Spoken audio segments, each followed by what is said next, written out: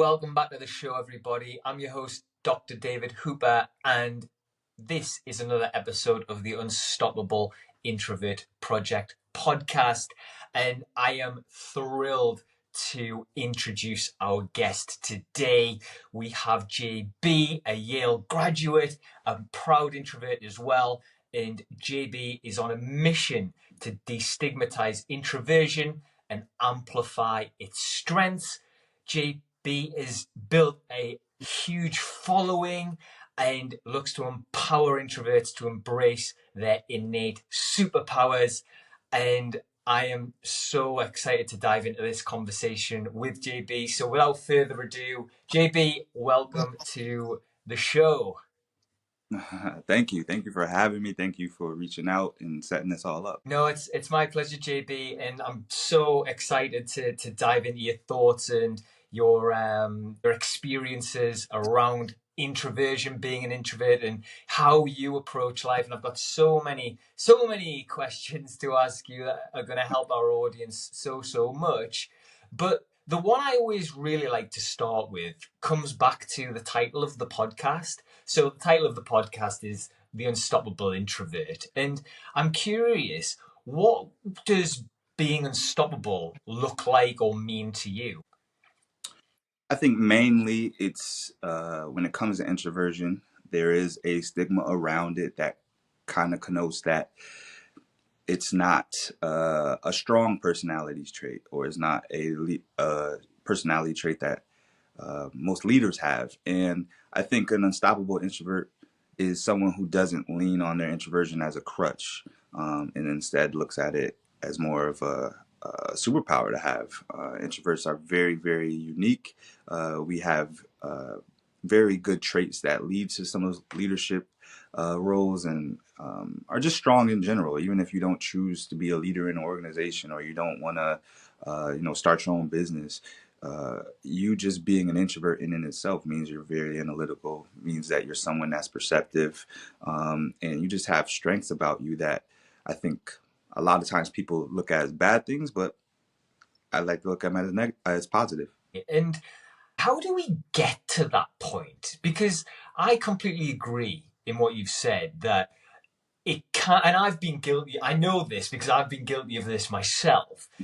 In that, We all have.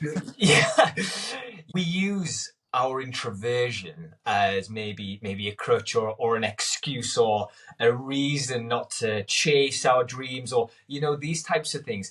How have you got to that point where you are able to look at your introversion and think, actually, this is something that sets me apart in a really good way? Well, I mean, we do all. I think most introverts go into the stage of falling victim to all the rhetoric behind being an introvert. You're being told that you're shy, being told that you're antisocial, and all those kind of labels that are put on you. And sometimes you fall into those things and just say, I guess I am those things. And around, I would say a few years back, I realized just through life experience that my introversion was something that kind of was a barrier for some people. And it was a barrier for some people being able to connect with me. It was a barrier for some people being able to communicate to me. And then once I realized, okay, this is something I am, and this is something I'm going to be for, my whole life. I have to figure out ways to make it work for me, and be in spaces where being an introvert isn't frowned upon. Some of that is educating people, yourself and others, just learning what introversion really is, which I like to use the very basic definition of introversion, which is how you gain and retain your energy, which is internal. And that way it kind of clears some muddy waters on figuring out, okay, what is introversion? Yes, there are personality tests out there. There's MBTI, all those things, but I think that kind of complicates it for a lot of people because it adds other characteristics to you that might not necessarily be tied to you being an introvert. So I think first and foremost is educating yourself on what introversion is, which my community and my mission is basically to do just that. And then the second step is to realize that some of these traits that come with being an introvert could really help you in the long run. They certainly can. I couldn't agree more. And it is a journey, isn't it, to get to that point of almost self acceptance and understanding how to use your gifts in the best way. But before we dive into that, for those who maybe are meeting you for the first time on this podcast, how would you introduce yourself to those new listeners, who you are and what you do? First and foremost, I'm a regular person. I grew up in a regular family with, all the things that families go through, you know what I mean, normal family stuff. But I was the only person in my family who is introverted. And from that, you kind of get the stigma of, like I said, you're being shy, you're being quiet. Oftentimes I would go straight to my room when people would come over. I would just find myself exhausted, doing things that I thought I had to do in order to be received well around people. And I also got outlets that allowed me to kind of dive into my passion. I used to play basketball when I was younger. That jersey behind me is my college basketball jersey. So went to the University of Connecticut, which is number one right now. And yeah, just a regular guy going through the motions like everybody else, going through college, going through playing sports, going through finding a job, and ultimately realizing that my introversion was something that was going to be something I had to deal with, something I had to become more aware of in order to navigate spaces better. And once I realized that, I kind of took it as a passion of mine to dive more into what introversion is. And through some of my studies at Yale, where I obtained my master's degree, I was able to have dedicated time to just explore and research more about introversion and realize that it's not as sticky as some people may think it is. It's really more dynamic and really, like I said before, is a superpower of ours that if we lean into it, we'd be able to utilize it for good. Wow, that's some journey you've been on. So many questions come to mind. But I think the first one that jumps out is where you've talked about growing up as the introvert in a family of extroverts. Now, Hmm. I know that there is lots of people listening who are turning the volume up in their cars or pressing their earbuds in, going, "What's he gonna? What? How can I handle this situation?" How did you navigate that?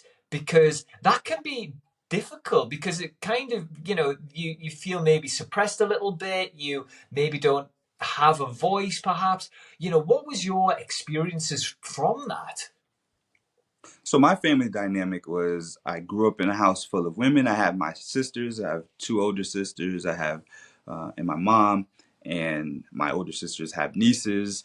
So it's nothing but women. And so I fortunately grew up in a nurturing household, but that didn't stop them from feeling as though me being more quiet or me being or spending more time alone wasn't considered to be quote unquote weird by them, and it was definitely. They made note of it, and a lot of times you just grow thick skin and you brush it off. But it's not until you're a little bit older where you have to kind of carry that with you out in the world that you realize that that's kind of a detriment to your growth as a person. And you can go one of two ways. You can fall deeper into the stigma and think that that's just who I am and that's how I got to be. Or you can figure out, okay, I may be introverted, but I may not necessarily be shy. Like for me, for instance, I'm not a shy introvert. I do recharge internally, but I can speak on a podcast, for instance, or I can, deliver a presentation if I need to. And these are characteristics that I think most introverts think you can't be at the same time. And playing basketball, when I was younger, that's basically a stage. You are playing in front of people. And at, a high D1 level, for instance, like I played at, here in the States, you can't get higher than the University of Connecticut, and so you're playing in front of 15, 20,000 people, or even at the most, I think it was like 80,000 people you're playing against when you get to like the championship level. So when you're in those pockets, my introversion doesn't really play a part because it's something I'm doing that I'm passionate about, something I consider fun. My introversion really plays a part in the aftermath. And I go in and I have to recharge. I have to be alone when I recharge most of the time. Or at the very least, it has to be like, some semblance of quietness. And that's where I realized that, okay, my introversion is not a crutch here. It's something that is a part of me. I have to bake it into what I want to do and just be considerate of it. So true. Because I want to dive into that elite sporting background. So just for your information, my background was similar but slightly different. So mine was football or soccer, I guess, and Hmm. I played at an elite level as a junior. So Hmm. maybe slightly younger than your kind of college years. But as Hmm. an introvert, I was always very, very confident in that environment of sport. And I was loud. I captained most of the teams I played in. I was in charge of the team talks and all these different things, that sort of stuff. And I'm really interested to know, what was your experiences going through that elite? You, by the way, you played at a lot higher level than I did, and in front of a lot more people than I did. So, what was that experience like? Because when we hear about introverts, and again, this is I think where the education piece comes in. If you have 80,000 people in one hand, an introvert in the other, you wouldn't necessarily put them together, which is where you Right. found yourself playing basketball. So yeah, I'm really interested to know firstly, tell us about that, because what a place to play, and that to play at that level as well. That is so interesting. And then, what was that kind of introversion like during those periods? Do you change on the basketball court, or what does that look like? Yeah, I mean, well, not to oversell my hand here, I walked onto this Connecticut team, so I do fancy myself to be very good, but I knew, professionals was a reach. So I was fortunate to be able to play on the team. But yeah, when you're on the court or when you're doing anything that you're passionate about, your your personality traits or your introversion in this case kind of takes a back seat in all of that because you're not thinking about all those things, and especially in a sport, you're actively participating in a common goal. So for that reason, you're able to kind of focus yourself and be mission based, and be able to kind of just dictate what you need to do in that moment. It's not like I'm out there communicating to the crowd. It's not like I have to stop at halftime and give a speech to 80,000 people. It's that I'm playing a game that I was able to play my whole life, both in private and in public, being able to do this. So my confidence came from um, how many hours I put in doing this thing, first and foremost. And then from that, it kind of was a built-in structure for which sports we have games set up, we have a means to an end. It's very straightforward, it's very binary in that way. So it doesn't require a whole lot of thinking, it just requires a lot of skill. And I think that that's where I was able to shine because you can kind of turn a part of your brain off and just focus on this thing.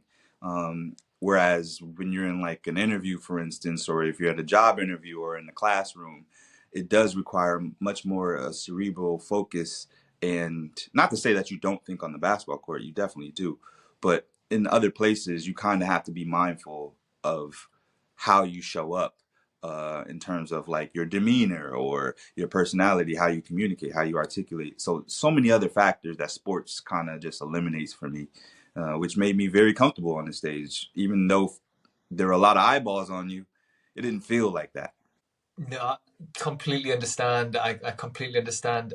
Do you think that you have taken any kind of lessons, I guess, from your time playing at that elite level into what you're doing now, or from that time into your practices in your business, or yeah, your life now?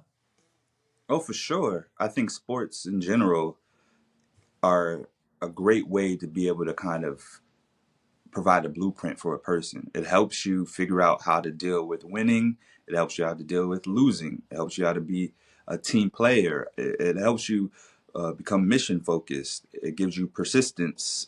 So many things that are necessary for you to be able to excel at the sports are transferable skills that you're able to take with you in just everyday life. And you can usually tell when you're meeting with the person whether they're actively playing or not, if they ever played a sport, because there's just certain things that they do. And I would recommend that everybody play a sport at least one time in their life, just for the social skills that you can develop from it. But as far as what I've taken from it, persistence, consistency, which is a big one, because it's one thing to show up one time. Can you show up daily? Can you show up weekly?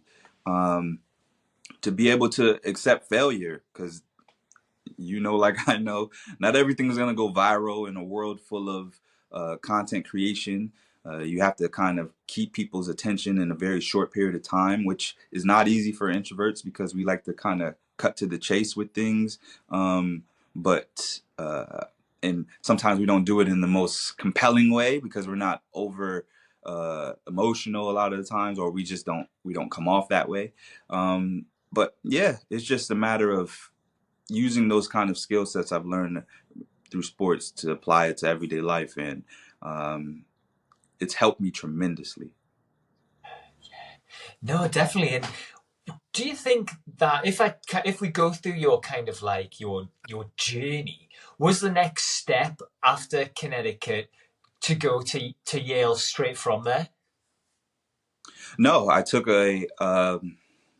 went out into the world. I knew basketball was kind of had a choice to make whether I wanted to continue playing basketball or maybe overseas professionally, Wow. or jump right into the workforce. I chose the latter, to jump into the workforce for me, and yeah, I went like everybody else, applied to jobs, had to sit in interviews, had to kind of show my extroverted self in order to show up in these places because that's what I thought I had to do.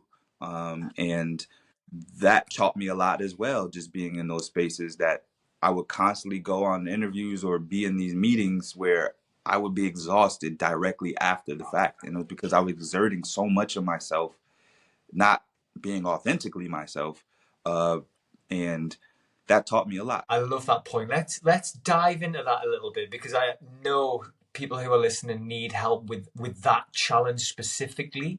So when it comes to things like interviews or presentations, how do you prepare for those things? Because I am listening to you talk, and especially when you said I get exhausted after them, and it takes a lot of energy. I think so many people can relate to that. But the world isn't set up for introverts necessarily to thrive in those situations. So we sometimes have to jump through those extroverted hoops to get the job, which it isn't fair, but until that kind of the information gets out there, nothing probably will change. So yeah, I'm really intrigued to know, how do you prepare for those types of things that are going to be energy sapping perhaps, but you've kind of got to do it anyway? Well, first, I want to address what you just said is about it not being fair, which is true. We can all acknowledge that it's not fair, but we also have to acknowledge that it's reality. The world is not currently constituted to be able to accept introversion as a means to uh, bring somebody in or socially integrate somebody. Not yet, which is one of my mission, and it sounds like it's one of your missions, to be able to kind of get that messaging out there, educate people to realize what are some of the. We're really good at pinpointing what the traits of an extrovert person is that are ideal, and we are not so good at it for the opposite side, which is introverts at the moment. But we're gonna get there. As far as how I personally prepared, uh, in the past, I didn't prepare. I didn't bake in time for me to recharge before or afterwards. I didn't set myself up to win, basically. And I think a lot of us as introverts do that. We kind of go into these things knowing we're going to have to be our extroverted selves, so to speak, but we don't give any leeway for ourselves to kind of come back down on a or taper back down to our neutral level.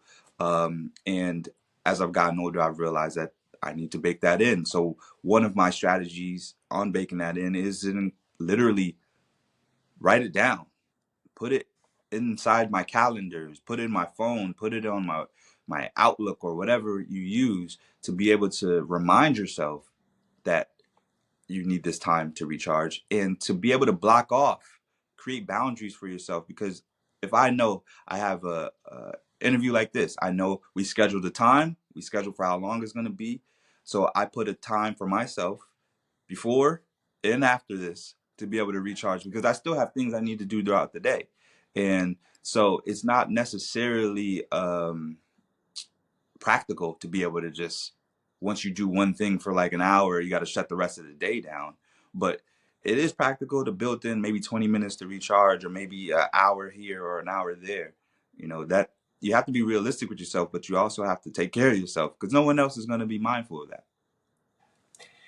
Absolutely, absolutely. And what you're saying really brings home a few specific memories for me. Actually, JB, I've got I've got a long list of. I was going to say failures. I don't like the word failure, but challenges, let's say. And Mhm. one of them was where I had this interview, and it I didn't really understand how to prepare for that type of interview, with the pressure and all that type of thing. I was fairly young, say, 20, 22, 23. And I remember going into the interview terribly nervous and anxious and worried and not being able to think during it. And after it, it did go terribly. And after it, I remember I almost felt like crying because it was, you'd think, oh, the interview's going to go like this, hopefully, but it goes sideways, it goes completely the other way. And I think a lot of people are at that point where they are introverts, but they're avoiding putting their hand up for opportunities because of their introversion. So you used a great phrase, which I loved, which was setting yourself up to win. So you've talked about, blocking a bit of time before, a bit of time after. What else is included when it comes to setting yourself up to win? Either is it the days leading up? Is it the day of? What does that look like for you when you're setting yourself up to win? Well, before you even commit yourself to the day before or day of, before you even look at your schedule, you have to be realistic with yourself. I think one of the reasons why I'm not as exhausted as I used to be is not because I'm not doing more things. I am literally doing more things than I used to, but they all are aligned with who I am, or most of them are aligned with who I am as a person, meaning what I like to do, what I'm passionate about.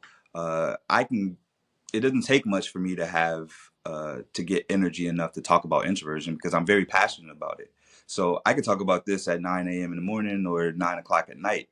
If I have to go take a test or do a job interview that you kind of dread, then yeah, you're inherently going to have less energy and a less enthusiasm around it because it's not something that you practically want to do. And I feel like that's the first part of setting yourself up to win is to put yourself in spaces where you are passionate and you can be your most authentic self and being realistic with yourself. If you know that you're not a fan of public speaking, then maybe you shouldn't do things that require large group of communication. If you know that you're not a fan of the camera, then maybe content creation isn't for you, or maybe being the on camera talent isn't for you. Maybe you can be in production, and maybe you can be a director. I mean, there's so many avenues you can find yourself in while simultaneously staying in a space that doesn't require you to be at the forefront or in the spotlight of that space. That will allow you to just be yourself while simultaneously engaging in the thing that you really care about. So I think that's the biggest thing is setting yourself up to win by realizing what space do you operate best in. And I found that people oftentimes when they ask questions, they'll say, how do I get seen in the workplace? Well, first off, are you doing something that you like? And that's my first question. And if the answer is no, then everything else is null and void. If you don't care about the thing that you do, then it doesn't matter about being seen in that space. You're going to only get deeper in that hole of doing a thing that you don't like doing. So, introverted or not, you're going to be miserable.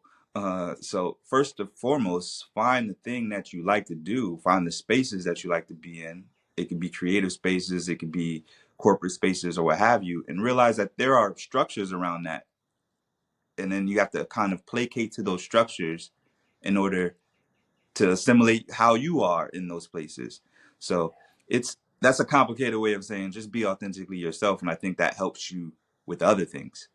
Yeah, JB, you speak so elegantly about introversion. It's I could listen to you all day. It's so good, so good. And I think so many people are going to be nodding along to this and kind of reflecting on it because you're right. You do get stuck down a rabbit hole at a place you don't want to work, and suddenly you can't get out of it.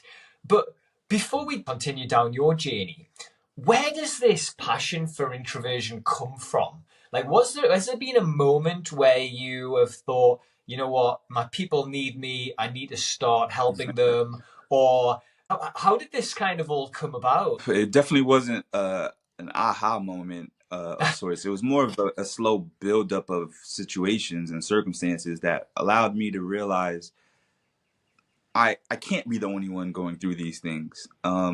One of them is just like I said, I was the only introvert in my nuclear family, so uh, you dealing with those things. I know I'm not the only introvert who experienced that. And come to find out, that's not the case. There's a lot of people who are the only introverts in their family, in their immediate family, at least.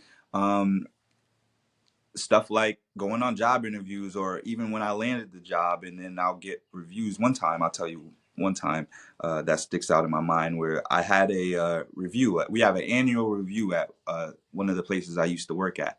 And this was a newer manager, so he just got there probably around a month or two before our annual review. And usually the annual review, if you're doing your job well, it's more or less a formality. It's just telling you you're doing your job good, and this is where you rank in all these places. I went through that. Now, mind you, he just got there, so he's only had a small amount of time to kind of evaluate people. But he decided to do it anyway, and he told me that my technical skills are proficient and I'm doing really well and all the things that I'm being asked to do basically. And then that quickly ended, and that lasted about 5 to 10 minutes in an hour long interview or review process.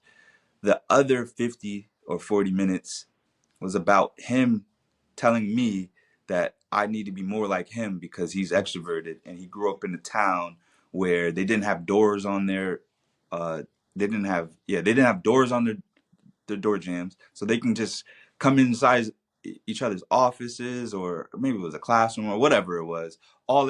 I took from that is that, oh, you want me to be you, and that's the only way you value um, leadership, or that's the only way you can create your value system, is if I'm not like you, then I'm not as valuable. And that quickly let me know that that's what a lot of managers, supervisors, people in high places feel. If you were not like them, meaning if you're not extroverted, if you're not the guy kicking and screaming and leading the charge, then you must not provide value, or at least not enough value to help you rise or ascend in the workplace. And so I took that very, very. It hit home for me. It let me know that, like, it didn't matter what I did technically at this job. It mattered about how he perceived me and my personality trait. Because I would come into work and we all had our own separate office. I would close the door, get my work done. I just worked better that way. And my office was in the front of the office space. So a lot of people used to congregate around my office. So shutting my door was just a means for me to be able to get my stuff done. But he took it differently and noted a lot of different things that didn't have anything to do with the actual work that he suggested I work on. Now, he wasn't being malicious about it. I want to put that out there. I don't think that he was coming at me and said, "This is what I'm going to do to JB one day." I think ultimately that's just how he viewed leadership, and that's a trickle down effect from how most people view leadership. Even teachers teach kids to be more extroverted organically. They just do that naturally because they feel like they're going to help you in the real world. And they're not all the way wrong, but I wish there was a world where we didn't have to try to teach fish how to fly. And how did you cope with that? Did you think, oh, I need to change a bit here? Or were you at the age and maturity levels to kind of accept that you actually weren't doing anything wrong? What was that process like? No, I mean, I was pretty fresh out of school, so I didn't have the mature response to it. I mean, I accepted what he said, but then I kind of, as most introverts do, mull over it for a while, and then you're like 3, 4 days, you're realizing that this isn't going away. You still feel the way you feel. And I brought it to HR, and HR, we had plenty of meetings about it. Nothing came of it, really. In fact, I kind of wish I didn't go to HR about it because that just required me to be in more meetings. But ultimately, nothing came about it, and I stopped working at that place. He stopped being a manager at that place before I stopped working there. But yeah, it just was. It wasn't an ideal situation. It wasn't the worst of things, but it did showcase to me very early on in my professional career that people value extroverts more. That's just, they do it subconsciously or consciously. No, absolutely. Absolutely. Really, really interesting insights. Because again, so many people are going through that. So that will have happened to someone today, somewhere. Yep. So it obviously wasn't a nice experience for you, but to see you come out the other side of that and now to be Mhm. using, those obstacles to inform others it's brilliant. So yeah, you're helping so many people. To get back to your journey then. So at what point are you thinking I might apply to Yale to go and do my master's degree? So that kind of came about like everything else in my life organically. I've never had intentions on going to an Ivy League school. I didn't even know it was a Yeah. possibility, to be honest with you. It was just I found myself at the right place at the right time. I was playing basketball uh, in a league that was um, that had college graduates, graduate students, some older men, just people playing basically recreational. And um, I played a group of Yale graduate students. There was about 4 or 5 of them, and we played. They didn't know I used to play at UConn, so they were kind of amazed that this random guy was really good. And then we got to chatting afterwards, and they told me that they were grad students, and I wanted to know more about how they got into Yale, and like because it just it baffled me how people did it. And I wanted to learn more about their journey. So it was one of those few times that I kind of asked questions in a public setting like that. And they were like, we could go have a bite to eat and we can talk about it. And we did that. And they seemed very, for lack of a better word, normal. Like they didn't do anything that seemed out of the realm of possibility. They had normal grades and they just applied really. And I said, let me take a shot. It seems like something that's feasible. In worst case scenario, you don't get into Yale. I mean, I feel like everybody could say that, so it's not like the worst thing. But yeah, I explored opportunities, see what kind of programs that would make sense for me, and sat with the dean.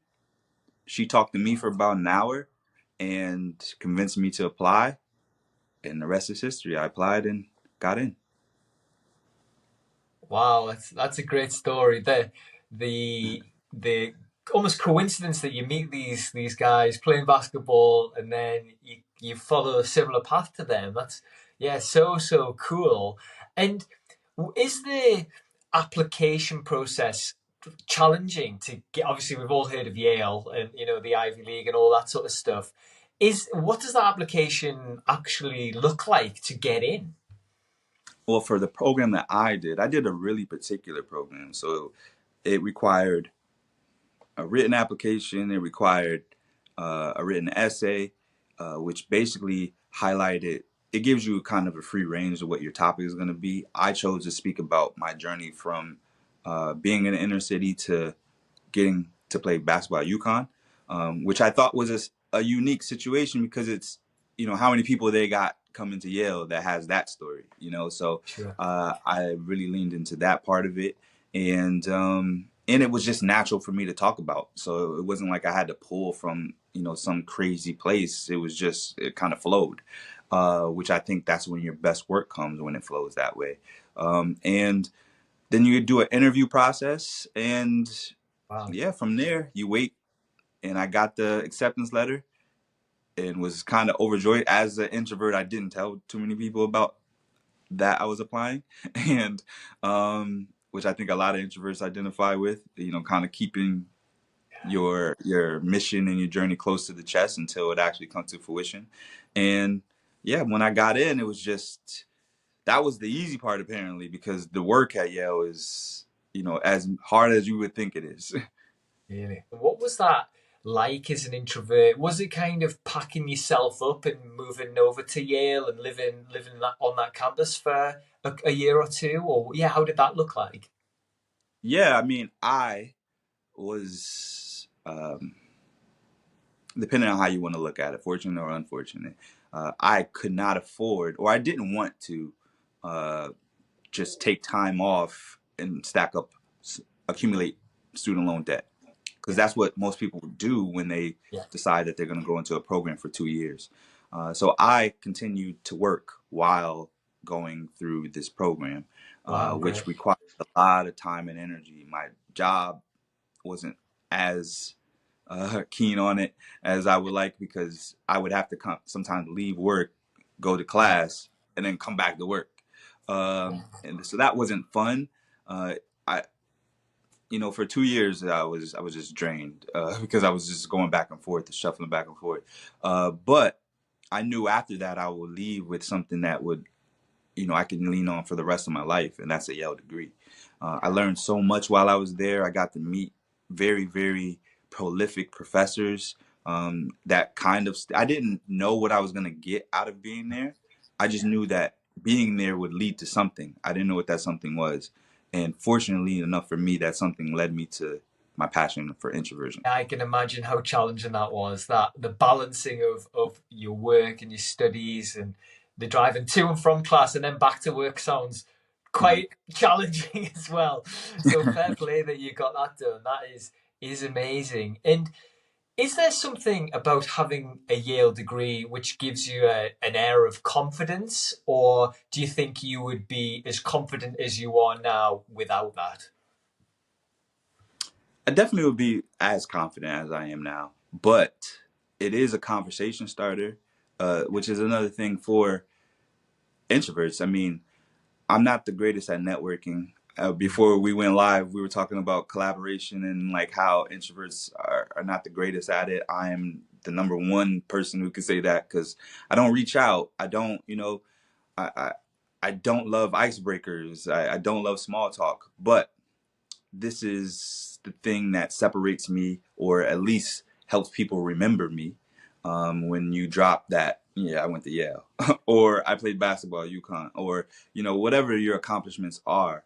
These are things that people can resonate with, or at least get intrigued by, that can kind of foster a larger conversation.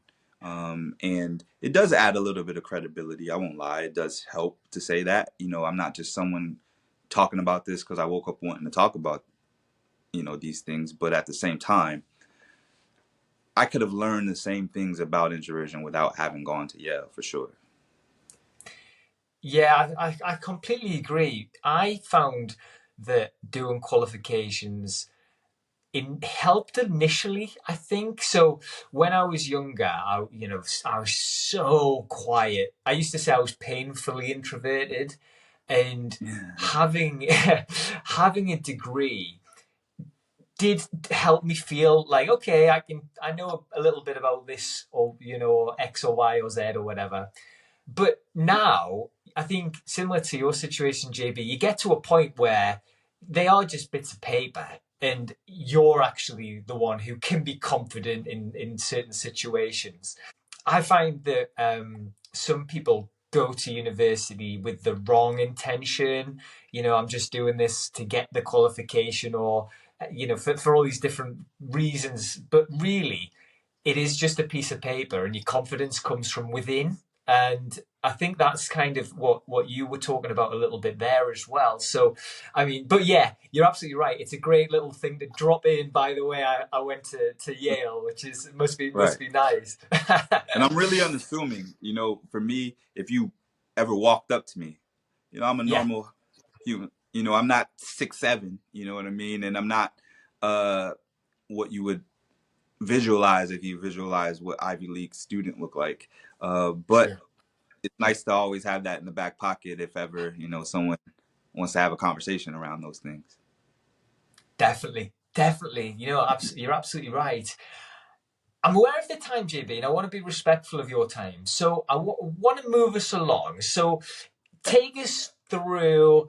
I mean, I'll just say it. I'll just say what we're all thinking. 60,000 followers. That is a massive audience. Yeah. In a year's time, it's been awesome because I started this. I've had the Introverted JB page on Instagram, like the username, for a long time. I just never posted anything to it as an introvert would. And in fact, my first post, my only post, was just me sitting in a crowd.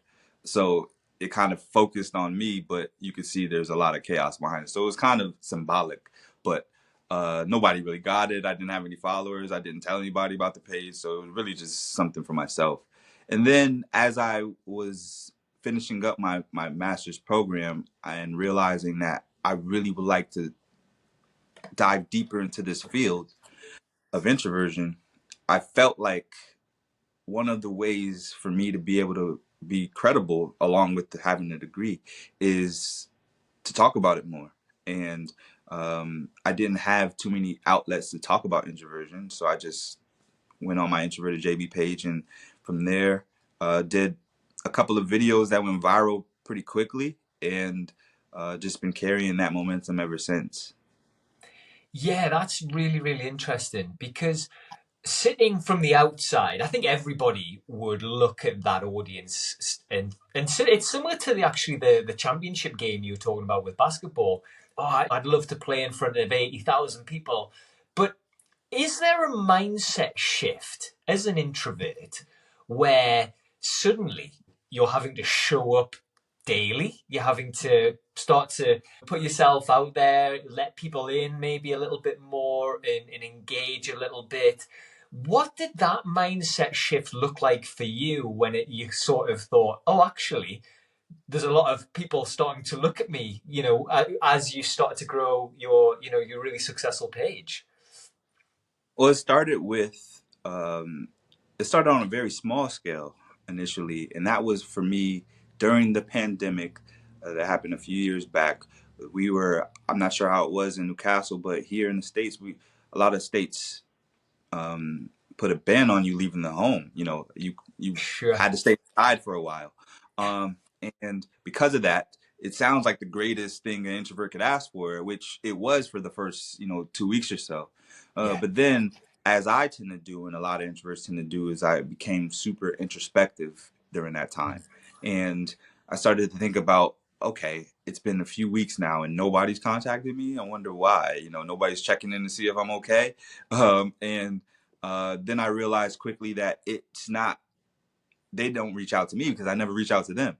And then from there, that along with therapy, which I think has been the biggest thing that helped allowed me to shift my perspective, is just doing work on myself and realizing that I do want to be connected to certain people, despite my introversion. And how do I do that and still remain comfortable with how I like to communicate? And that's just checking in. It's really simple stuff. It's not rocket science. It's just, checking in every now and again, and, showing up for people who show up for you, and celebrating yourself, which I wasn't good at doing at all. I didn't have that behind me. I didn't have that up for years. And then I just said, you know what, let's put it up because it's a reminder of an accomplishment. And I've been steady doing so ever since. And that led me to doing the videos which kind of like basketball. When you're in a zone, I'm in my home. This is easy for me. I'm not in front of a audience, so I can record myself. And if I don't like it, I just won't post it.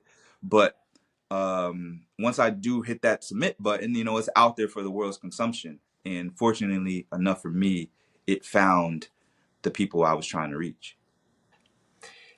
Definitely, definitely, JB. And you are, like I said, throughout this, you're helping so many people. Even like I mentioned, I think throughout this and beforehand, it's so relatable to an introvert, and that makes me go, oh, there's others like me. I'm not an alien. It's all good.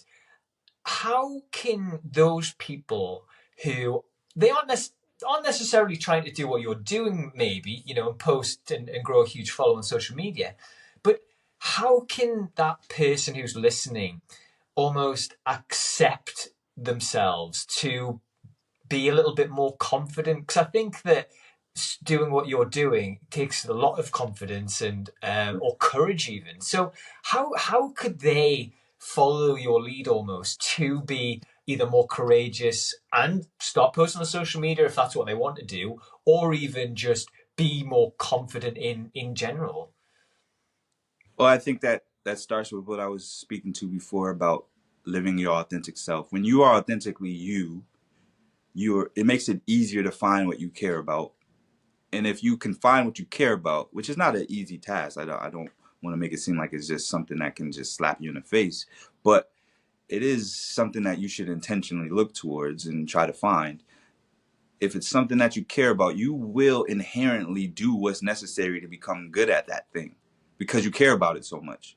And that will lead you to be able to hone your craft, get better at it, and then ultimately put it out for consumption if that's what you want. Sometimes there's some great artists out there that just do their art and then kind of stash it away.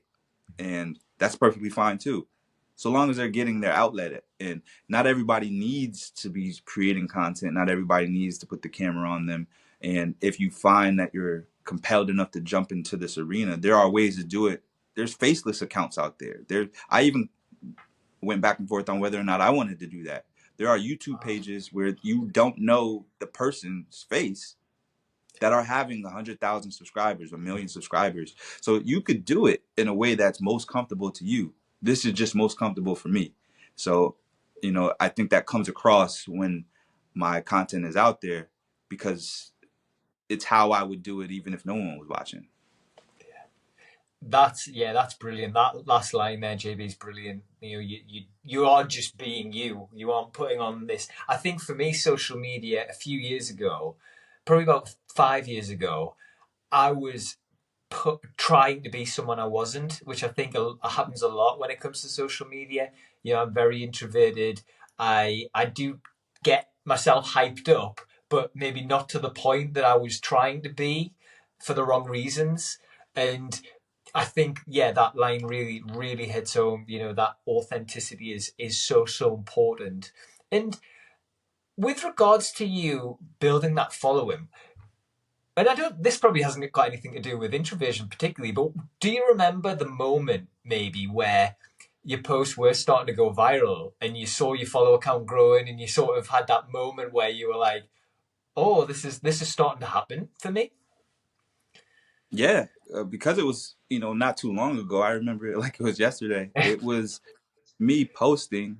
First, I was so guilty of analysis paralysis, trying to figure out, what's the best lighting and what's all this. And as you can see behind me, I have a very simple setup. It's not, that's just a computer table and, some tchotchkes, but stuff I already had. It wasn't like I had to go buy stuff or anything. It was just, you know what? If I'm going to do this, I got to do it in the easiest lift for myself. So I know some people who have like studios and like, crazy lights and crazy cameras. I do all my stuff off the phone. It's on my regular computer desk for which I work off of when I'm not creating content. Um, it's it just fit me, and I had to be consistent with that. But when I saw a couple of things go viral, my first one hit 1 million. I was like, oh, well, this is resonating with people, and it also validated me in my thought process is saying I'm not the only one who thinks about this or I've gone through these things, just like it did for you. And that's what really, kicked myself up a notch to be able to say, okay, I could do more because it's resonating. And it's hard to keep coming back when you don't see traction. And I think that's a lot of people in social media. But once you do receive traction and once you go through the preliminary stages of a failure, which I think everybody goes through at some point, you start to realize like there is a tipping point to all of this. I'm a big fan of Malcolm Gladwell's books, and he speaks about the tipping point. And if you do it enough, and I mean this with anything, if you do it enough, you will reach a tipping point where the floodgates will open and your message will be heard. Oh, I love that. Yeah, I like that. That tipping point sounds so good. So you're building that following. At what point do you start to build the business side of what you do? That was harder than anything else, I think. And I'm still in the throes of trying to figure that out. Because I'm an introvert, I don't have the passion to show up on camera every day. I don't have I do need to recharge. There are times where I've taken a week off from content creation and didn't post anything. There are times where real life stuff happens where, a loved one passes away and then you got to deal with that. And kind of my first instinct whenever I'm doing anything is not to pick up the camera. I know others feel, they go on trips, they bring out the camera. They do anything fun or social, they bring out the camera. And for me, that's not my first instinct. So I have to kind of train myself to realize this might be worthy of content or worthy of sharing. So maybe I have to, record it, which doesn't feel natural to me in some circumstances. So the business part, I'm still working on how to connect the dots between making this a profession for myself and just and taking it from the hobby part of it. But there are some things that I'm doing. One is creating community outside of Instagram. As we all know, social media platforms, they have algorithms that they can control and they can turn the switch on and off on what they feel is valuable. So they may say that this introverted content is not valuable anymore and stop showcasing it or stop getting the reach that it gets. So building a community outside of Instagram has been one of my biggest missions, and so far we've been successful. I have a private community, and we have introverts there who bring their introversion in all kinds of shapes and colors. So it's beautiful. I have a newsletter that's going to be coming out in April, just to update and educate people on these things and add some entertainment in there as well. And then ultimately, I have a Ask Me Anything link on my IG profile for people who can ask me anything anonymously so they don't feel like they have to put themselves out there. And that's where I'm at right now. It sounds so exciting. And if you're listening, all of JB's links will be in the show notes as well. So you can go and get involved in all of those amazing opportunities for you guys. And thinking about you, so you've got all that business stuff going. What's next for things like you personally or your content and things like that? I mean, I'm going to start to stretch the content. Right now, it's kind of just talking head stuff, but there are a bunch of, like the Ask Me Anything will be a version of content because people can ask and I can be able to respond because people will DM me or they'll email me and then I can answer that question in a vacuum. But these are things that most people, if not all, can resonate with at some way, shape, or form. So it's worthwhile to kind of do that in a public platform without putting the person who asked it out there. So I think that that's the next step in my content creation. And then, I've thought about creating a YouTube page, but, I have to be ready for that in terms of consistency. So I haven't done it quite yet. It all sounds so good, JB. And like I said, I do want to be respectful of your time. So my last question would just be for all of those introverts who are listening and are ambitious, but are maybe allowing their introversion to hold them back. what would you say to that group of people? Well, first, realize what arena you're in. And if you want to be in that arena, if you're in a corporate space and you think that you're really good at the thing that you currently do and you want to be a manager or a supervisor, understand that there are rules and guidelines to how to become those things, and ask yourself, are you willing to play within those rules, and how you can tweak some of them to kind of adapt to who you are as a person. Know that people, at the end of the day, no matter what the profession is, people are people. People want to be connected with people that they resonate with, people that they like. And if you can find a way to put the things that you love out there in a consistent way, then I have no doubts that the right people will gravitate towards you, and then ultimately you can build your community. Yeah, I love that. It's so, so good. And last one, JB, where is the best place for everyone to come and find you and follow you and support you? Right now it's Instagram. Introverted JB is my handle. From there, you can look at the link in my bio. I have the link to the community. I have a link to Ask Me Anything.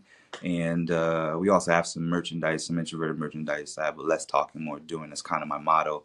And I think it's apropos for us introverts because we don't love talking too much, but we are about that action. Couldn't agree more. Well, JB, thank you so much for your time. It's been so insightful. I've enjoyed talking to you so, so much. But thank you. Thank you for reaching out again and for setting this all up. I had a really good time. Thank you. No, JB, thank you. It really is my pleasure. And to those who are listening, thank you so much for tuning in. And remember that your introversion isn't the thing that will hold you back. It is the thing that will catapult you towards greatness. So until next time, stay unstoppable.